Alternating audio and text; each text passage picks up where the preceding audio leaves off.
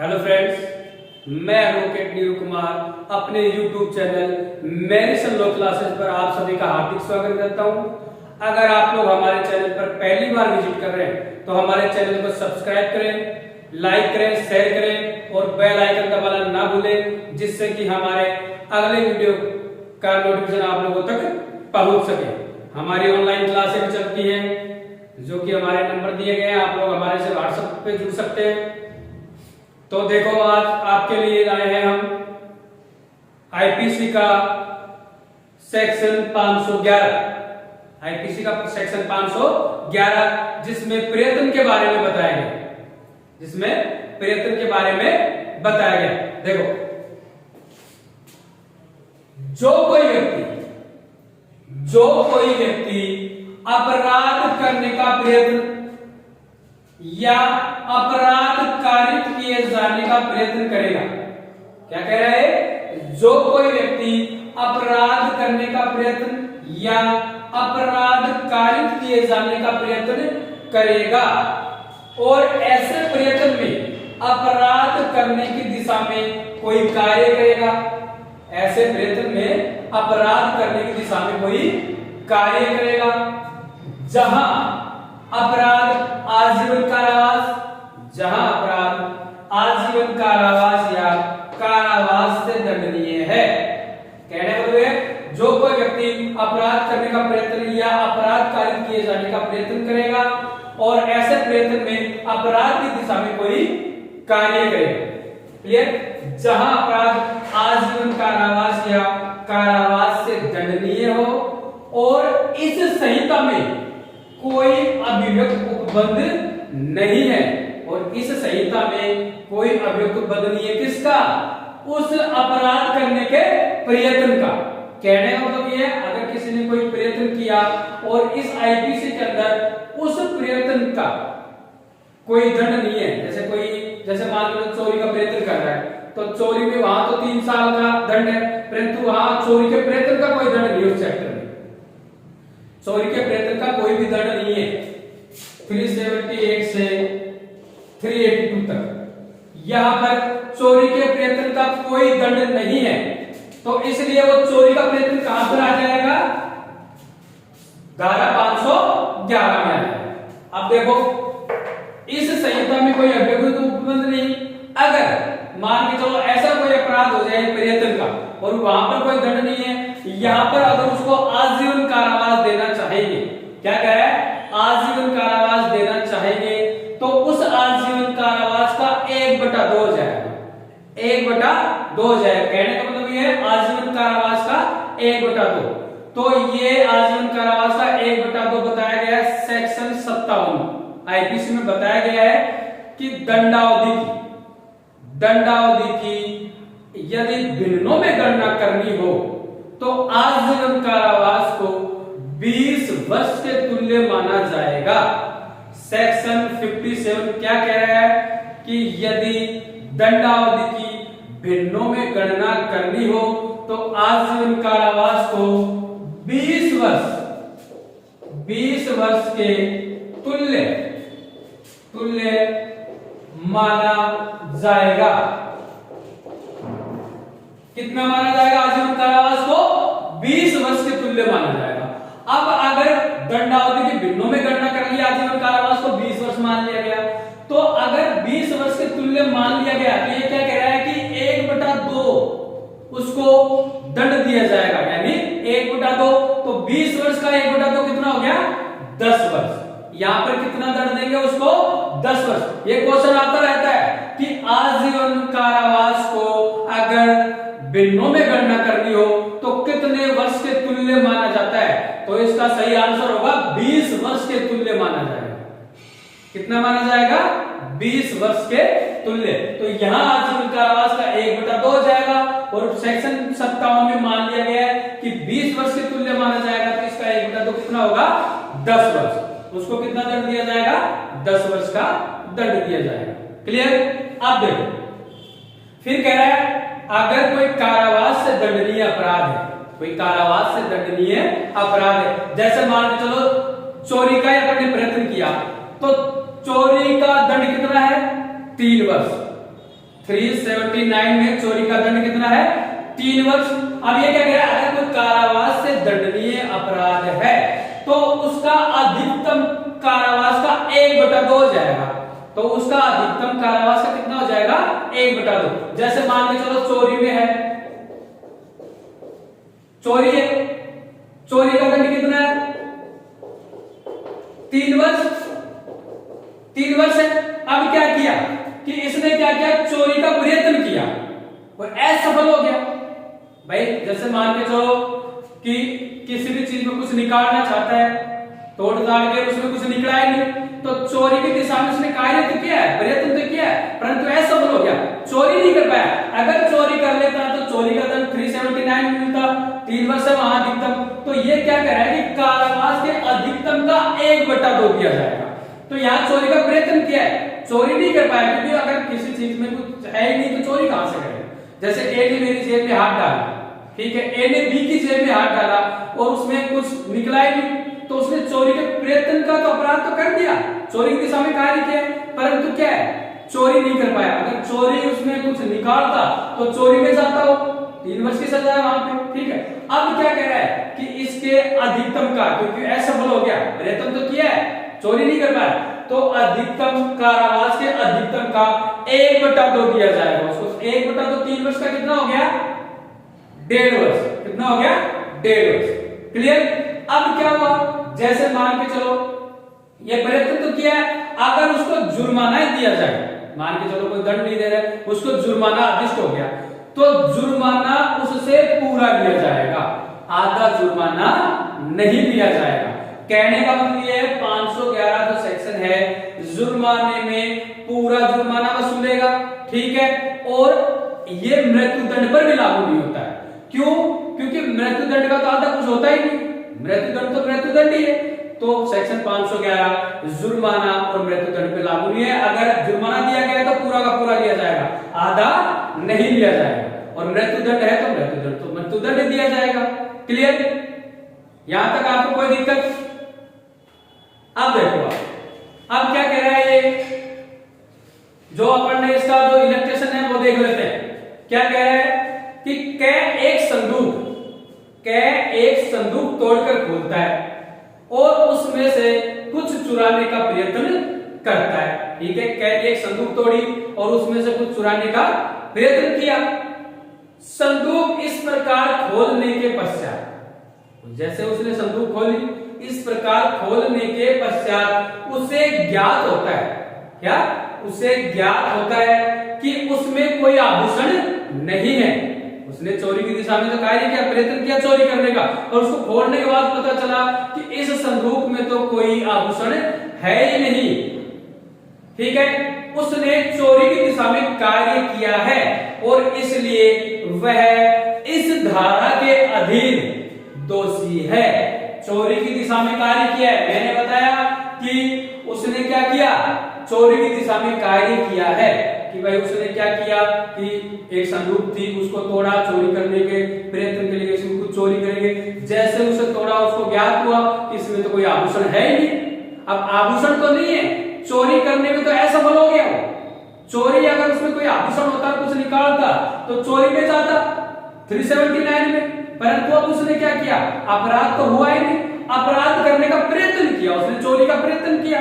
तो चोरी का प्रयत्न 378 से 382 तक कहीं भी नहीं है इसका दंड, ठीक है। तो ये कहां पे आ जाएगा, 511 में आ गया। क्लियर? तो उसको कितना दिया जाएगा, 1/2। अगर 3 साल चोरी का दंड है तो उसको दिया जाएगा 1/2। ऐसे दूसरा देख लेते हैं अपन कि कैब बैग की जेब से, कैब बैग की जेब में हाथ डालकर, कैब बैग की जेब में हाथ डालकर बैग की जेब से कुछ चुराने का प्रयत्न करता है। कैब बैग की जेब में हाथ डालकर बैग की जेब से कुछ चुराने का प्रयत्न करता है। बैग की जेब में कुछ न होने के परिणाम स्वरूप, लेकिन बैग की जेब में हाथ डाला परंतु बैग की जेब में कुछ न होने के परिणाम स्वरूप कै अपने प्रयत्न में असफल रहता है। क्या हो गया, असफल हो गया। अब असफल हो गया तो कै ने क्या कर दिया, इस धारा के अंतर्गत वो दोषी पाया। तो उसको क्या सेक्शन 511 में दंड दिया जाएगा। सेक्शन 511 में दंड दिया जाएगा। तो चोरी का कितना है 3 साल, तो उसका आधा कितना हो जाएगा 1.5 साल, उसको दंड दिया जाएगा। क्लियर? ये दोनों इलस्ट्रेशन है, इनको ढंग से समझ लेना आप लोग। अब देखो कहने वाली है, अब जो है ये प्रयत्न, इस प्रयत्न को 2 भागों में बांट दिया गया। प्रयत्न को कितने भागों में बांट दिया? 2 भागों में बांट दिया। पहला है संभव प्रयत्न, पहला है संभव प्रयत्न और दूसरा है असंभव प्रयत्न। पहला संभव प्रयत्न और दूसरा असंभव प्रयत्न। तो संभव प्रयत्न को देखते हैं। ऐसे प्रयत्न जो यदि सफल हो जाते तो अपराध होता। संभव प्रयत्न क्या किया कि प्रयत्न तो किया उसने चोरी करने का, अगर सफल हो जाता तो अपराध होता। क्या होता? अपराध होता। क्लियर? और दूसरा है असंभव प्रयत्न। दूसरा क्या है?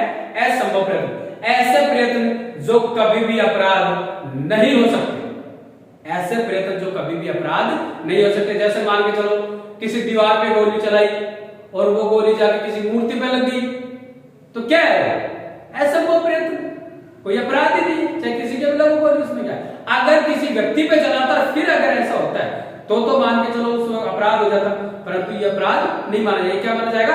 असंभव प्रयत्न। अपने को तो वैसे ही चला रहे, मैं किसी दीवार पे चला दिया या किसी मूर्ति पे चला दिया या वैसे किसी पे लग गई, पत्थर पे लग गई, तो वो असंभव प्रयत्न में आ जाएगा, तो वो अपराध नहीं माना जाएगा। अब देखो जो असंभव प्रयत्न है उसको 2 भागों में बांट दिया गया। असंभव प्रयत्न को कितने भागों में बांट दिया? 2 भागों में। 2 भाग कौन से? पहला है शरीर संबंधी प्रयत्न, अपराध। क्या है? शरीर संबंधी। और दूसरा है संपत्ति संबंधी। क्या है दूसरा? संपत्ति संबंधी। क्लियर? अब देखते हैं जो शरीर संबंधी है उसके लिए देखते हैं। अगर शरीर संबंधी कोई प्रयत्न करे, कोई अपराध होता है तो क्या होता है, उसमें क्या हो रहा है ये देखो। जहां पर शरीर संबंधी अपराध है, जहां पर शरीर संबंधी अपराध है और उसमें अपन कोई प्रयत्न कर रहे हैं, तो देखो तो अपराध में बदलाव हो जाए। शरीर संबंधी अपराध है और अपराध में बदलाव हो जाए, कब होगा? अगर उसका परिणाम अगर बदल जाता है। जैसे कहते हैं क्या, यदि शरीर संबंधी अपराध हो तो वो उसके परिणाम पर निर्भर करता है। यदि परिणाम में बदलाव हो जाए तो अपराध में बदलाव हो जाता है। फिर दोबारा से सुन लो, जहां पर शरीर संबंधी अपराध है तो वो उसके परिणाम पर निर्भर करते हैं। यदि परिणाम में बदलाव तो अपराध में भी बदलाव हो जाता है। जैसे ए ने बी का पैर तोड़ दिया, ठीक है साहब, झगड़ा हो गया, ए ने बी का पैर तोड़ दिया, तो उसने गौरवपति कायद कर दी, ठीक है, 325 लगी उसके ऊपर। अब ए उस पैर टूटने के कारण, या ए ने बी का पैर तोड़ा, तो बी मान लेते हैं कि बी उस पैर टूटने के कारण और उसकी मृत्यु हो जाती है। पैर टूटने के कारण क्या हो गई? उसकी मृत्यु हो गई। पहले तो क्या था कि 325 लगी, गौरवपति कायद कर दी, ठीक है। अब उस पैर टूटने की वजह से 10 दिन बाद, 20 दिन बाद, महीने, अगर वो व्यक्ति मर जाता है, वो व्यक्ति मर जाता है तो क्या हुआ? यहां पर परिणाम में बदलाव हो गया। जो शरीर संबंधी अपराध है तो क्या हो गया? परिणाम में बदलाव हो गया, क्योंकि वो मर गया। तो अब 325 लागू रहेगी क्या? 325 नहीं लागू रहेगी, क्या होगी? 302 में वो चला जाएगा। क्यों? क्योंकि यहां पर परिणाम में बदलाव हो चुका है। क्लियर? अब देखते हैं दूसरा, संपत्ति संबंधी अपराध। संपत्ति संबंधी अपराध, जैसे मान के चलो ए ने 10 रुपए की चोरी कर ली। कितने रुपए की चोरी कर ली? 10 रुपए की चोरी कर ली, ठीक है साहब। अब क्या है? और बी ने 50,000 रुपए की चोरी कर ली। ए ने तो 10 रुपए की चोरी कर ली और बी ने 50,000 रुपए की चोरी कर ली, ठीक है साहब। अब आप ये देखो, संपत्ति के कोई से भी अपराध, संपत्ति के कोई से भी अपराध उसके मूल्य पर निर्भर नहीं करते हैं, उसके मूल्य पर निर्भर नहीं करते हैं। कहने का मतलब 1 रुपए की चोरी की उसने और एक ने बी ने की 50,000 रुपए की चोरी, तो आप ये कह सकते हो क्या कि 1 रुपए की चोरी की है भाई, ये तो कोई अपराध किया ही नहीं, और इसने 50,000 चोरी इसलिए अपराध कर दिया? नहीं, ये उसके मूल्य पर निर्भर नहीं करते। अगर 1 रुपए की चोरी का भी दंड 3 वर्ष ही है, उससे ज्यादा नहीं दे सकते, और 50,000 रुपए की चोरी का दंड कितना है? 3 वर्ष, उससे ज्यादा नहीं हो सकता। चोरी का दंड बताया गया है कि 3 वर्ष से ऊपर नहीं दे सकते, उससे ज्यादा नहीं दे सकते। अब ये देखते हैं कि कितना दंड मिलेगा, वो तो जैसे न्यायाधीश उचित समझे उसी तरीके से दंड दे सकता है, परंतु ये नहीं कह सकते कि मैं तो 1 रुपए की चोरी की तो मैंने क्या अपराध कर लिया, वो अपराध ही माना जाएगा। लेकिन संपत्ति से संबंधित अगर कोई अपराध है तो उसके मूल्य पर निर्भर नहीं करते हैं। अब अपने एक क्वेश्चन देखते हैं कि तैयारी और प्रयत्न में क्या अंतर है। तैयारी और प्रयत्न में क्या अंतर है? अब ये देखो, अपराध, ये मैं आपको इतना बताया था पहले, अपराध के 4 चरण होते हैं। अपराध के कितने चरण है? 4 चरण बताए गए। पहला है मन स्थिति, पहला क्या है? मन स्थिति। दूसरा है तैयारी, दूसरा क्या है? तैयारी। तीसरा है प्रयत्न, तीसरा क्या है? प्रयत्न। और चौथा है अपराध।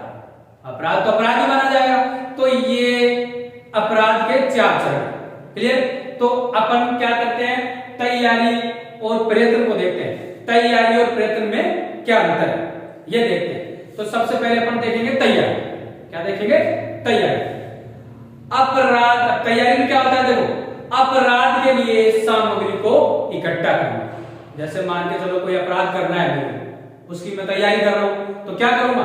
पहले सामग्री इकट्ठा करूंगा, किसी को मारना है तो लटवट जो भी है वो रखूंगा मैं, मतलब कि तैयारी कर रहा हूं। तो अपराध के लिए सामग्री को इकट्ठा करना, ठीक है। फिर दूसरा क्या है?